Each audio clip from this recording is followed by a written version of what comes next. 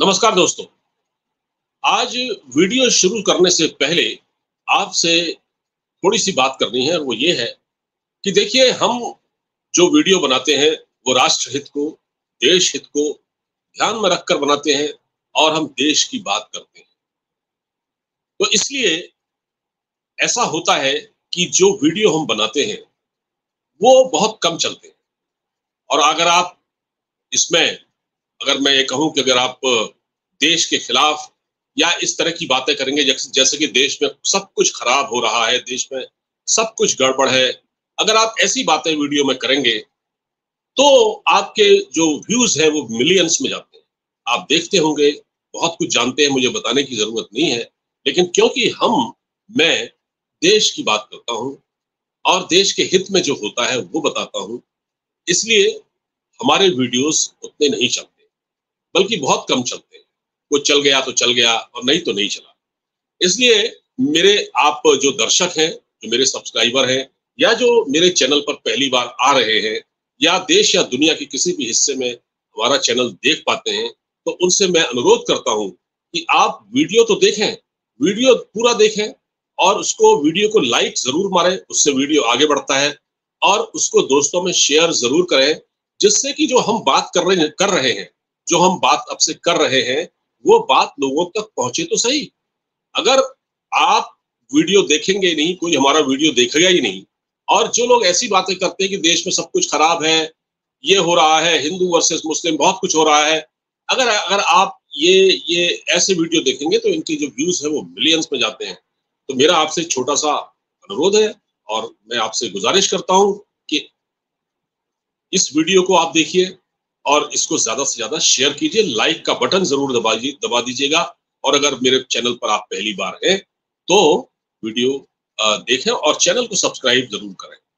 तो दोस्तों, आज की बात मैं आप पहले शुरू करता हूँ। बहुत गंभीर मसले पर आज मैं आपसे बातचीत करने जा रहा हूँ और आप देख भी रहे होंगे, लेकिन मैं क्योंकि इस मुद्दे को लेकर आज मैंने सोचा इसी पर बात की जाए। पश्चिम बंगाल में इस वक्त जो हो रहा है वो बड़ा खौफनाक है दोस्तों। पश्चिम बंगाल में एक ऐसा कांड हुआ है जिसने पूरे भारतवर्ष को हिला दिया है। न सिर्फ भारतवर्ष को हिलाया है, बल्कि जो विदेशों में बैठे हुए हमारे भारतीय हैं, जो दर्शक हैं, जो लोग हैं, उनको भी हिला दिया है। और लोग पूछ रहे हैं कि क्या पश्चिम बंगाल में लॉ एंड ऑर्डर के हालात इतने खराब हो गए हैं? क्या ममता बनर्जी के शासन में पश्चिम बंगाल बिल्कुल अराजकता की आग में जलने लगा है? आखिर ऐसा क्या हो रहा है कि जब से ममता बनर्जी पश्चिम बंगाल के सत्ता में आई है, लेफ्ट पार्टियों को हटाकर बुद्धदेव भट्टाचार्य की सरकार जब गई थी, उसके बाद से लगातार ममता बनर्जी पश्चिम बंगाल में राज कर रही है। लेकिन अभी पिछले दिनों जो घटना हुई वहां आरजी मेडिकल कॉलेज में एक छात्रा के साथ जिस प्रकार की हैवानियत दरिंदगी की गई, वो अपने आप में एक बहुत ही सिहरन पैदा करने वाली घटना है दोस्तों। और उसको लेकर जो ममता बनर्जी हैं वो लगातार मतलब गलत बयानी भी कर रही हैं। और अब मैं एक चीज देख रहा था कि आज मैंने पता लगाया, देखा तो ममता बनर्जी प्रदर्शन कर रही हैं सड़कों पर उतरकर, कुछ महिलाओं के साथ, अपनी जो पार्टी के कार्यकर्ता होंगे टीएमसी की, उनके साथ प्रदर्शन कर रही हैं। दरअसल वो एक प्रदर्शन नहीं, वो एक ढोंग है, वो एक पाखंड है, क्योंकि एक ममता बनर्जी एक महिला, जो खुद एक महिला है और उसके शासनकाल में किसी मेडिकल कॉलेज की छात्रा के साथ ऐसी दरिंदगी हो, ये कैसे हो सकता है? जबकि आपके पास पूरा सिस्टम है, पुलिस आपके पास है, सारा तंत्र आपके पास है, आपकी एलआईयू है, खुफिया विभाग है, जो लोकल इंटेलिजेंस, तो कैसे हो गया ये? तो इस मामले में जो कुछ बातें सामने आ रही है ना, वो बहुत हैरान और परेशान करने वाली आ रही हैं। सबसे पहले तो जो मेडिकल कॉलेज का जो प्रिंसिपल था संदीप घोष, उसने मामले को दबाने की कोशिश की। जब ये मामला सामने आया, फिर हल्ला मचा, शोर मचा, उसके बाद छात्र धरने पर बैठे, तो उसका ट्रांसफर कर दिया गया। उसका जब ट्रांसफर किया गया तो ममता बनर्जी ने क्या किया, उसको एक इनाम के तौर पर एक बड़े मेडिकल कॉलेज का प्रिंसिपल बना, बजाय उसको पनिश करने के उसको दूसरे मेडिकल कॉलेज में, जो अच्छा मेडिकल कॉलेज था और भी अच्छा, उसमें उसको तैनात कर दिया। इससे और गुस्सा बढ़ गया। अब वो भाई साहब सीबीआई के फंदे में फंस चुके हैं। सीबीआई ने इस पूरे मामले की इंक्वायरी अपने हाथ में ले ली है। सीबीआई अब पूछताछ कर रही है और कई इसमें जो दोषी हैं, कल्प्रिट हैं, कई जो आरोपी हैं, संदिग्ध, उन सबको पकड़ा जा रहा है, उनसे पूछताछ की जा रही है। लेकिन ममता बनर्जी क्या कर रही है? ममता बनर्जी ने पश्चिम बंगाल में एक दिखाने के लिए कि मैं इतनी बड़ी हमदर्द हूँ लोगों की, एक भोंडे तरीके से, मतलब एक छलावा जिसको कह सकते हैं, अपनी महिला जो कार्यकर्ताओं के साथ वो सड़क पर उतरी और वो दोषियों को फांसी की मांग कर रही थी। उनको अपने आप से पूछना चाहिए कि ममता बनर्जी, खुद ममता बनर्जी से इस्तीफा क्यों नहीं ले लेती? ममता बनर्जी को ममता बनर्जी यानी खुद से इस्तीफा मांग लेना चाहिए। इससे ज्यादा इससे ज्यादा खतरनाक स्थिति पश्चिम बंगाल में पहले कभी नहीं थी, जो पिछले कुछ दिनों में हो गई है। हालांकि छोटी मोटी घटनाएं, इक्का दुक्का, बल्कि और भी बड़ी घटनाएं हुई हैं पिछले दिनों में, संदेश खाली में हुई है और कई जगह पर हुई है।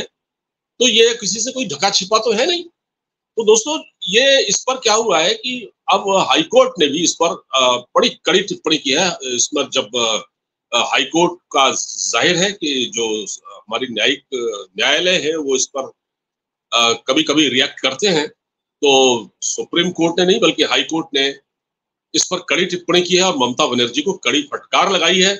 और क्या क्या उन्होंने कहा है कि मैं आपको बताता हूं कि ये बताइए।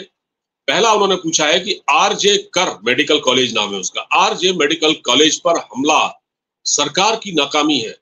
ये हाईकोर्ट ने कहा है आरजे मेडिकल कॉलेज पर हमला सरकार की नाकामी है। हाईकोर्ट के जो चीफ जस्टिस है उनके नेतृत्व में बेंच गठित की गई है, वही इस मामले की सुनवाई कर रहे हैं। दूसरा उन्होंने कहा कि क्या मेडिकल कॉलेज को हम बंद कर दें? क्या इतने हालात खराब हो गए हैं? ममता बनर्जी से पूछा, ममता बनर्जी की सरकार से, कि क्या हालात इतने खराब है कि मेडिकल कॉलेज बंद कर दें? तीसरा उन्होंने कहा कि 7,000 गुंडे अस्पताल में कैसे पहुंच गए? उन्होंने, भाई 7,000 गुंडों ने हमला किया छात्रों पर, शीशे तोड़ दिए, अस्पताल को तहस नहस कर दिया, ऊपरी जो मंजिल थी उसको उसको उसको बुलडोज करने की कोशिश की। वहां के जो जो मेडिकल उपकरण थे उनको तोड़ ताड़ दिया बिल्कुल। मतलब ऐसी घनघोर अराजकता अस्पताल में पश्चिम बंगाल में पहली बार देखने को मिल रही है दोस्तों। ये तो बहुत ज्यादा हो गया। फिर कोर्ट ने ये पूछा, एक तो ये पूछा कि ये 7,000 गुंडे कैसे घुसे अस्पताल के अंदर, और आपका जो पुलिस का तंत्र क्या कर रहा था, पुलिस क्यों नहीं वहां पहुंची? कोर्ट ने पूछा कि आपको पता ही नहीं है कि 7,000 की भीड़ कैसे आ गई? 7,000 की भीड़ कैसे आ गई, ये कोर्ट ने पूछा। पुलिस का खुफिया तंत्र क्या कर रहा था? क्या पुलिस का खुफिया तंत्र मटर छील रहा था? क्या कर रहा था? खुफिया तंत्र तेल बेच रहा था क्या?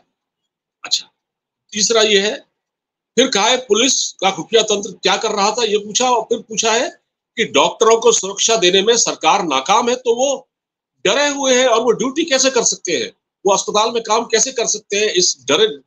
इस घनघोर अराजकता में डॉक्टर कैसे काम कर सकते हैं? उनकी जान को तो बहुत बड़ा खतरा है भाई।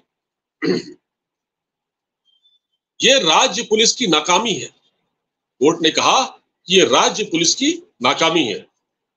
अच्छा, इसके अलावा कोर्ट ने और भी कहा है, ममता बनर्जी ढकोसला कर रही हैं। क्या कर रही है ममता बनर्जी? प्रदर्शन कर रही हैं, ढकोसला कर रही है। और मैं यहां तक खबर है दोस्तों, सबसे बड़ी जो खबर मैं आपको बताऊं वो ये है, एक मेडिकल छात्रा को ये कहते पाया गया कि पुलिस वाले बेचारे खुद अपनी जान बचा रहे थे। पुलिस वाले इन लोगों से कह रहे थे, मेडिकल स्टूडेंट से या वहां के जो स्टाफ से, भैया कोई हमको अपने कपड़े दे दो ताकि हम ये पुलिस की वर्दी उतारें और हम सिविल ड्रेस में आ जाएं ताकि हमारी जान बच सके, क्योंकि ये मॉब है, जो भीड़ है वो तो हमको मार डालेगी। तो पुलिस वाले अपने पुलिस वालों की जान के लाले पड़े हुए हैं, वो भी मेडिकल छात्रों की रक्षा नहीं कर पाए। इतनी अराजकता, इतनी दहशत, इतनी बदहवासी वहां पर मची हुई थी आरजे मेडिकल कॉलेज में, जिसका वर्णन नहीं किया जा सकता, जिसको बयान नहीं किया जा सकता। ये पश्चिम बंगाल सरकार के मुंह पर तमाचा है। ये वो पूरा सिस्टम खराब हो चुका है पश्चिम बंगाल का दोस्तों।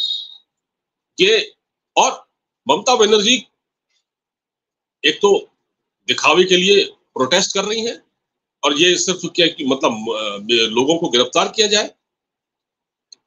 ममता बनर्जी खुद से इस्तीफा क्यों नहीं ले लेती? ममता बनर्जी खुद से इस्तीफा क्यों नहीं ले लेती? डॉक्टर ऐसे हालात में काम कैसे कर सकते हैं? देखिए, जो 3 बजे पीड़ित के वकील ने कहा कि 3 बजे सीबीआई जांच का आदेश हुआ और बीजेपी ने बीजेपी के विरोध में ममता बनर्जी बीजेपी के विरोध में प्रदर्शन करने के लिए उतरी हैं। ये उनका प्रदर्शन दरअसल उसके लिए नहीं है, छात्रों के लिए, छात्रों की उसकी हिफाजत के लिए, उनकी प्रोटेक्शन के लिए नहीं है। तो ये संदीप घोष जो मेडिकल कॉलेज के जो प्रिंसिपल हैं, इनको तो अब सीबीआई ने ले लिया है, अपने गिरफ्त में ले लिया है, लेकिन पश्चिम बंगाल की स्थिति दोस्तों बहुत ज्यादा खराब है। पश्चिम बंगाल में ये कोई पहली बार नहीं हुआ है और जिस प्रकार की ये घनघोर अराजकता वहां पर है, ये पूरी तरह से पश्चिम बंगाल की जो हालात है वो राष्ट्रपति शासन के लिए डिजर्व करते हैं। पहले भी पश्चिम बंगाल में राष्ट्रपति शासन लगाने की मांग उठी थी कुछ घटनाओं के बाद, जब ये चुनाव के दौरान हिंसा वगैरह हुई थी। और मैं एक बात और आपसे कहना चाहता हूं, इस देश का इंटेलेक्चुअल क्लास मेंटली कितना बैंकरप्ट हो चुका है दोस्तों। मैं क्या नाम लूं? मैंने देखा कि जया बच्चन किस तरह से राज्यसभा में जगदीप धनखड़ की बेअदबी कर रही थी, उनके खिलाफ, उनके साथ उन्होंने जिस तरह की बदतमीजी की और जितने एग्रेशन में वो रहती हैं। क्या आपने जया बच्चन का कोई ट्वीट देखा, कोई उनका स्टेटमेंट देखा इस पूरे मामले में, जबकि वो महिला है और वहां एक लड़की के साथ ऐसा हुआ है पश्चिम बंगाल में? यहाँ का मीडिया जो लेफ्ट लिबरल मीडिया है, जो जरा जरा सी बातों को तिल का ताड़ बना के पेश करता है, जैसा कि मैंने आपसे कहा ना दोस्तों कि ये जो तिल का ताड़ बना के पेश करते हैं थोड़ी थोड़ी चीजों को, ये आप सोचिए इनके जो वीडियोस के जो व्यूज है ना, वो मिलियंस में चले जाते हैं, क्योंकि ये भारत विरोधी बातें करते हैं। ये भारत सरकार को हर वक्त कटघरे में खड़ा करना चाहते हैं, क्योंकि ये जॉर्ज सोरोस के चंदे पर पलने वाले लोग हैं। यहाँ पर घनघोर मतलब ऐसी अराजकता वेस्ट बंगाल में कभी नहीं रही। तो लेकिन मैं जो आपसे कह रहा हूं कि मीडिया का एक सेक्शन जो कि जरा जरा सी बातों पर ट्वीट कर देता है, जरा जरा सी बातों पर वीडियोस बना देता है, वायरल कर देता है। आपने देखा होगा कोविड के टाइम पर किस प्रकार भारत की इमेज खराब करने की कोशिश की गई। शमशान घाट में जलती हुई लाशों के वीडियो वायरल हो रहे थे, ट्विटर और फेसबुक पर उनको शेयर किया जा रहा था और भारत की बदनामी की जा रही थी, जबकि भारत दुनिया को वैक्सीन बनाकर दे रहा था। कई देशों को उन्होंने वैक्सीन भेजी, भारत ने कई देशों को भेजी, वैक्सीन का यहाँ उत्पादन किया। लेकिन आज ये विषय नहीं है वैक्सीन वाला, मैं तो विषयांतर हो जाएगा। लेकिन मैं ये कह रहा हूं कि एक पत्रकार है इस दोस्तों इस देश के, अजीत अंजुम जो बिल्कुल एंटी प्रधानमंत्री मोदी को हर वक्त उनके खिलाफ वीडियो बनाते रहते हैं। उनकी जो थंबनेल भी आपने देखी होगी कि हमेशा वो मोदी का नाम लेते हैं। ऐसे रवीश कुमार हैं, बहुत सारे हैं। तो वो भाई साहब 2021 में गए थे पश्चिम बंगाल चुनाव कवर करने के लिए और बड़ी उन्होंने ममता बनर्जी के पक्ष में बड़ा वहां एक तरह से प्रचार किया और सब कुछ बढ़िया बढ़िया दिखाया। जब उन्होंने इस मामले पर एक ट्वीट किया और उसमें ममता बनर्जी को, महुआ मोइत्रा को, जो वेस्ट टीएमसी की लीडर है, उनको टैग किया उस वीडियो में, तो उन मोहतरमा ने, महुआ मोइत्रा ने उनको ब्लॉक कर दिया और आईना दिखा दिया और कहा कि हमें आपकी जरूरत नहीं है। पश्चिम बंगाल में दोस्तों एक चीज और है, मैं आपको बताऊं, ममता बनर्जी ने मीडिया को पूरी तरह कंट्रोल कर रखा है। पश्चिम बंगाल का मीडिया कुछ भी नहीं दिखा सकता ममता बनर्जी के खिलाफ। जो हो रहा है, जो खबरें छपती भी है ना, वो ऐसे ही छपती हैं, उसमें खराब कुछ नहीं, सब अच्छा अच्छा है। और इस न्यूज को भी ऐसे कवर नहीं किया जा रहा जैसे कवर किया जाना चाहिए। ये तो दिल्ली में बैठा हुआ जो मीडिया है या बाहर, दिल्ली से बाहर है, जो बॉम्बे, उनके लिए एक मुद्दा है ये। पश्चिम बंगाल के मीडिया के लिए कोई मुद्दा ही नहीं है। और हाँ, अगर आप बोल देंगे, अगर इतनी निरंकुशता है वहां पर कि अगर आप वहां पर पश्चिम बंगाल में बैठकर वीडियो बना लें ममता बनर्जी के खिलाफ, तो आपको वहां उठा लिया जाएगा। वहां टीएमसी के गुंडे आपको उठा लेंगे। लेकिन यहां दिल्ली में बैठकर लोग वीडियो बनाते हैं योगी आदित्यनाथ के खिलाफ, प्रधानमंत्री मोदी के खिलाफ, लेकिन ये आराम से रह रहे हैं, इनको कोई कुछ नहीं कहता। जरा ये हिम्मत करें जो जिनका मैंने अभी नाम लिया आपके सामने, ये जितना भी 4-5 लोग हैं, ये जाए पश्चिम बंगाल, रिपोर्टिंग करें। क्यों नहीं कर रहा है वहां कोई? क्यों नहीं जा रहा है इस समय? कोई गया? जो लोग चुनाव में वहां कवर करने गए थे, क्यों नहीं गए? वहां जाकर क्यों नहीं गए? कवर क्यों नहीं कर रहे हैं वो लोग? किस बात का डर लगता है उनको? उनको ये डर लगता है कि वहां जाएंगे तो ममता बनर्जी उनको पकड़ के जेल में बंद कर देगी। ये है दोस्तों, सच्चाई तो ये है। तो पश्चिम बंगाल की स्थिति बहुत खराब है, बहुत खराब है। ऐसा लगता ही नहीं कि पश्चिम बंगाल भारत का हिस्सा है। और प्रधानमंत्री मोदी और हमारे अमित शाह गृह मंत्री ये सब देख रहे हैं इस चीज को, और मेरी समझ में नहीं आता है कि कितना टॉलरेट करेंगे, किस बात का इंतजार है, कब तक लोग इस तरह से पश्चिम बंगाल में मरते रहेंगे। हिंदुओं पर हमले वहां हो ही रहे हैं, बहुत बुरा हाल है। तो जो आज हाईकोर्ट ने टिप्पणी की, कल जो हाईकोर्ट ने टिप्पणी की, उसके बाद जो वहां हो रहा है, उसको देखकर ये लगता है कि अगर फौरन कुछ वहां पर बड़ा एक्शन न लिया गया तो हालात बहुत खराब होने वाले हैं, ये आप सोच सकते हैं।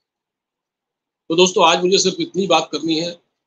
वीडियो को आप खूब शेयर करें, चैनल को सब्सक्राइब करें, लाइक करें और शेयर जरूर करें। नमस्कार।